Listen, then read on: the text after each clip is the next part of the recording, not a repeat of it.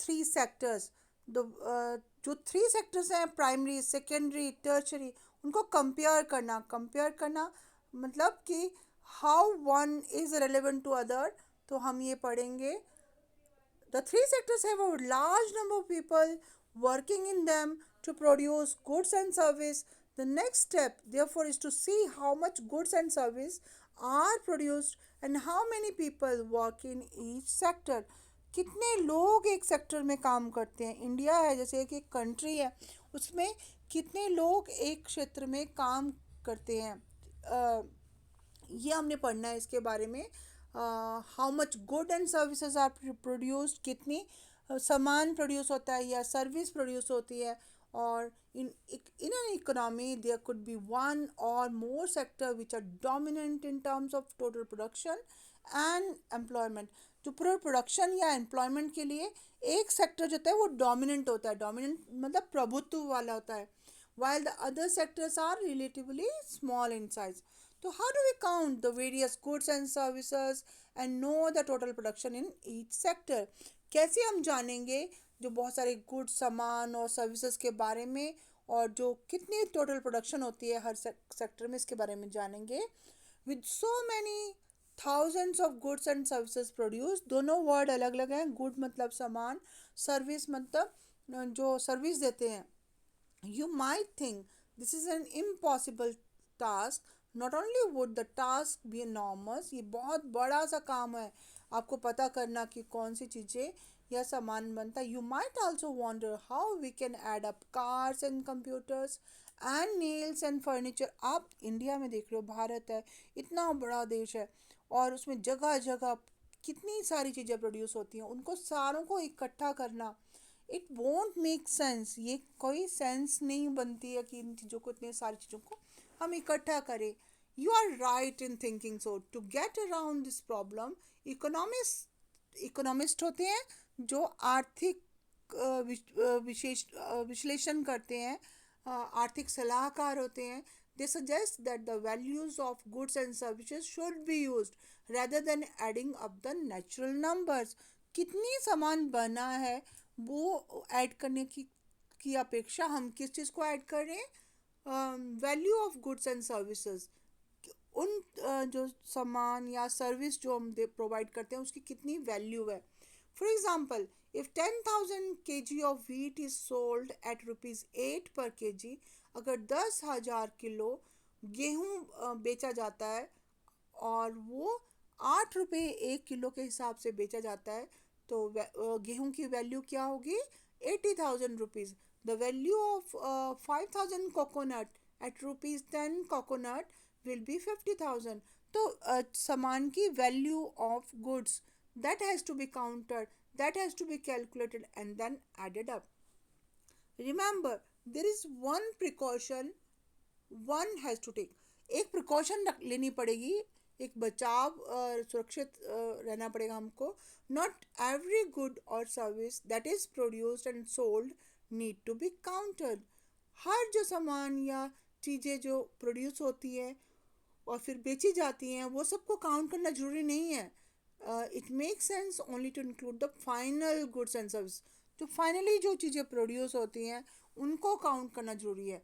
Take for instance, एक example ले रहे हैं, a farmer who sells wheat to a flour mill for ₹8 per kg। 8 रुपये kilo के हिसाब से जो फार्मर है वो क्या कर रहा है, अपना गेहूं बेच रहा है आटा चक्की वालों को। द मिल ग्रीन्स वे ग्राइंड करती है वीट को, सेल द फ्लोर, आटे को बेचती है बिस्कुट कंपनी को ₹10 पर kg। 2 किलो 2 रुपये का उसने मुनाफा कमा लिया है। The biscuit company uses the flour and things such as sugar oil use करके, और 4 पैकेट बना देती है बिस्किट्स के, और फिर देन उसको सेल करती है ₹60 पर। तो बिस्किट्स क्या है, they are the final goods. Biscuits are the final goods, मतलब सबसे लास्ट में आखिर में क्या बना, बिस्किट्स। तो they are final goods, goods that reach the consumers. वो सामान है जो कंज्यूमर्स के पास पहुंचा है। कंज्यूमर्स को हिंदी में बोलते हैं उपभोक्ता। उपभोक्ता के पास कौन सा फाइनली सामान पहुंच रहा है, biscuits. Why are only final goods and services counted in contrast to final goods? Goods such as wheat and the wheat flour in this example are intermediate goods. बीच वाली goods कौन सी है? बीच वाला सामान कौन सा है? Wheat, flour, ये सब बीच का सामान है. Intermediate goods are used up in producing final goods and services.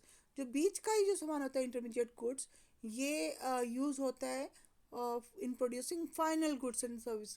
तो देखिए, the value of final goods already includes the value of all intermediate goods. जो फाइनल गुड्स जो सामान बन के तैयार होता है उसमें किस चीज़ की वैल्यू जोड़ी जाती है? जितनी भी इंटरमीडिएट गुड्स होती हैं, बीच वाली जितनी भी गुड्स होती हैं, उन सब की वैल्यू जोड़ी जाती है that are used in making the final goods. Hence the value of ₹60 for the biscuits already includes the value of flour. Similarly, the value of all other intermediate goods would have been included. इसीलिए साथ साथ में क्या है, जितनी भी चीज़ें बीच में बन रही हैं वो सारी चीज़ों को इंक्लूड करना है. और to count the value of the flour and the wheat separately is therefore not correct. It's not correct to count them separately. The value of same thing a number of time means कि आप बहुत सारी चीज़ों को count नहीं कर रहे हैं, सिर्फ आप फाइनल गुड्स को काउंट कर रहे हैं जो बन के तैयार हो रही हैं और उनकी वैल्यू को काउंट कर रहे हैं. तो अब लास्ट में हम ये निष्कर्ष निकाल सकते हैं कि the value of final goods and services produced in each sector during a particular year, जो फाइनल गुड्स और सर्विसेज जो प्रोवाइड या प्रोड्यूस होती हैं इन ईच सेक्टर, हर सेक्टर में, हर क्षेत्र में, एक पर्टिकुलर ईयर में, एक पर्टिकुलर साल में जितनी चीज़ें प्रोड्यूस होती हैं, provides the total production of the sector for that year. तो देखिए क्या है इसका फाइनली, क्या आपने हम निष्कर्ष निकाला कि जो फाइनल गुड्स जो बनी है उसकी जो वैल्यू है, कीमत है, and services produced in each sector, हर क्षेत्र में, प्राइमरी सेक्टर में अलग, टर्शरी और सेकेंडरी सेक्टर में अलग, उनको काउंट कर रहे हैं. और एक साल, पूरे एक साल में कितनी हो रही हैं, एक साल में कितनी चीज़ें फाइनली बन के तैयार हुई, उनकी कितनी वैल्यू है, और ये आपको प्रोवाइड करेगा, ये होगा total production of the sector for that year.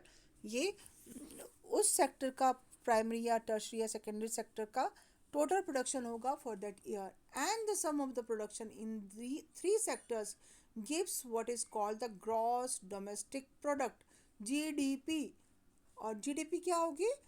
तीनों सेक्टर्स में, प्राइमरी, सेकेंडरी और टर्शरी सेक्टर में, तीनों को कंबाइन कर दें तो जो फाइनल गुड्स जो प्रिपेयर होंगी that is called gross domestic product, GDP of a country. It is the value of all final goods and services produced within a country. एक देश में जितनी भी सारी चीज़ें फाइनल गुड्स और सर्विसेज प्रोड्यूस होती हैं एक साल में, ये सारा इसके अंदर इंक्लूड होता है. GDP shows how big the economy is. GDP क्या बताती है कि इकोनॉमी या आर्थिकी उस देश की कैसी है. In India the mammoth task of measuring GDP is undertaken by a central government ministry.